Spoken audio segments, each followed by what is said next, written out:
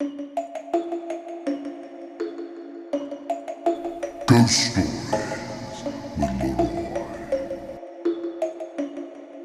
Greetings and welcome to another ghost story with LeRoy. That's me. So this next ghostly experience happened with me and my ex-girlfriend. This was years ago. We were hanging out at her parents' house out in Monroe. They have this beautiful, beautiful house. Very old. The house is just completely made of wood.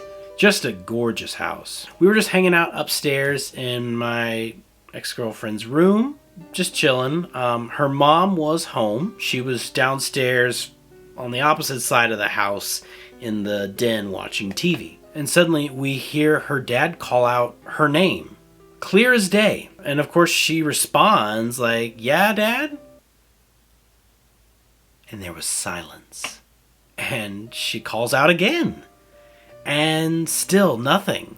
She went to the stairs, didn't see him.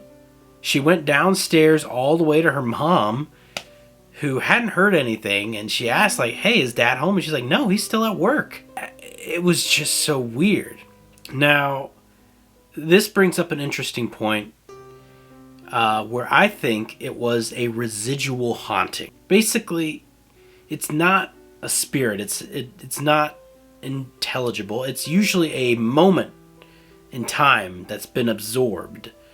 The house being completely made of wood, I feel like could have absorbed energy from a memory, and if a certain setting is right, it triggers that memory to happen, that moment in time.